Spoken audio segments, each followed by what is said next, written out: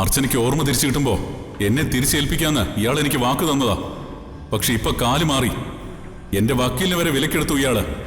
ഇനി എനിക്ക് കാത്തിരിക്കാൻ പറ്റില്ല. ഇപ്പോ ഈ നിമിഷം ഞാൻ എന്റെ ഭാര്യയും കൊണ്ടുപോകും. തടയാനെങ്ങാനും ശ്രമിച്ചാ ഇവിടെ കൊലപാതകം നടക്കും. ഇത്രയും നാൾ ഞാൻ ഭയപ്പെട്ടെന്ന് സംഭവിച്ചു. എല്ലാവരുടെ മുന്നിലും ഞാനിപ്പോൾ ഒരു കോമാളിക്ക് തുല്യോ. ഇനി എത്ര നാളിങ്ങനെ മുന്നോട്ട് പോകാൻ കഴിയും? എടാ,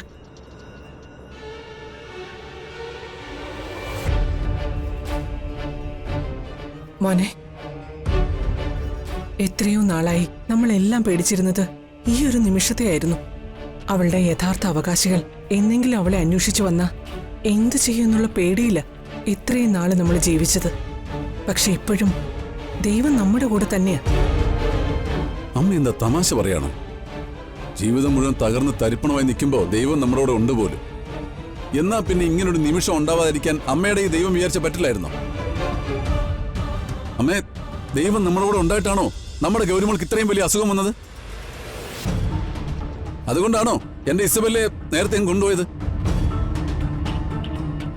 ഒന്നുമല്ലെങ്കിലും എന്റെ മോളുടെ ഓപ്പറേഷൻ കഴിഞ്ഞു നടക്കുന്ന ഈ സമയത്തെങ്കിലും ദൈവത്തിന് എന്നോട് ഈ ക്രൂരത കാണിക്കാതിരിക്കായിരുന്നല്ലോ.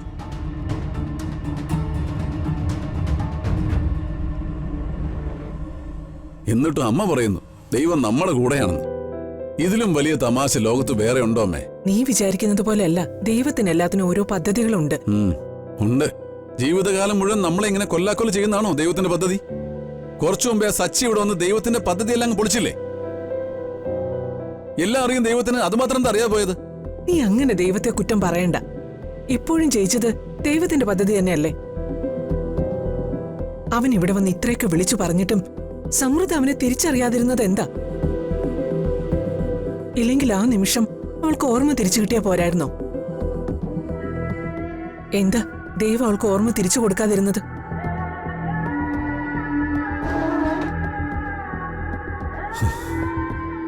കൺമുമ്പിൽ ഇത്രയൊക്കെ കണ്ടിട്ടും അവൾ ഒന്നും തിരിച്ചറിഞ്ഞില്ലെങ്കിൽ ഇനി ഒരു കാലത്തും അവൾ ഒന്നും തിരിച്ചറിയാൻ പോകുന്നില്ല.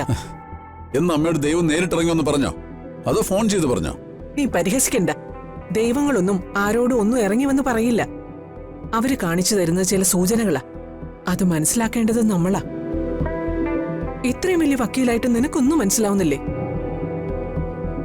എടാ, ദൈവം ചെയ്യാനുള്ളത് ദൈവം ചെയ്തു. ഇനി നീ ചെയ്യാനുള്ളത് നീ ചെയ്യണം. താൻ പാതി ദൈവം പാതി എന്ന് നീ കേട്ടിട്ടില്ലേ? ഞാൻ എന്താ അമ്മ ചെയ്യേണ്ടത്? ഞാൻ പറഞ്ഞില്ലേടാ, ജീവിതത്തിൽ ഒരിക്കലും അവൾക്കിനി ഓർമ്മ തിരിച്ചു കിട്ടാൻ പോകുന്നില്ല. അവളിപ്പോ പഴയ അർച്ചനയല്ല, സമൃദ്ധയാ. ഇപ്പൊ അവള് നിന്റെ ഭാര്യയും ഗൗരിമോളുടെ അമ്മയോ സച്ചിയുടെ ഭാര്യയായിരുന്നു എന്ന കാര്യം അവൾ ഓർക്കുന്നു പോലുമില്ല.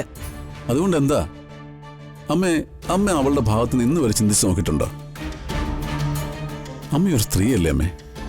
അവളെ പോലെ സ്ത്രീയോട് ഇത്രയും സ്വാർത്ഥത പാടുണ്ടോ? ഞാനെന്തിനാ ഇപ്പൊ അവളുടെ ഭാഗത്ത് നിന്നും ചിന്തിച്ചു നോക്കുന്നേ? എനിക്ക് വലുത് എന്റെ മകനും അവന്റെ കുടുംബമോ. ആ കാര്യത്തിൽ ഞാനെന്നല്ല ഏതൊരമ്മയും സ്വാർത്ഥയാ. ഇനി അവളോടുള്ള നിന്റെ പെരുമാറ്റത്തിലാ മാറ്റം വരേണ്ടത്. അമ്മ എന്തൊക്കെയാ അമ്മ പറയുന്നത്? എനിക്കൊന്നും മനസ്സിലാവുന്നില്ല. എടാ, നായ്ക്കോലം കെട്ടിയ നായായിട്ട് തന്നെ പെരുമാറണം. ജീവിതം അതുപോലെ തന്നെയാ.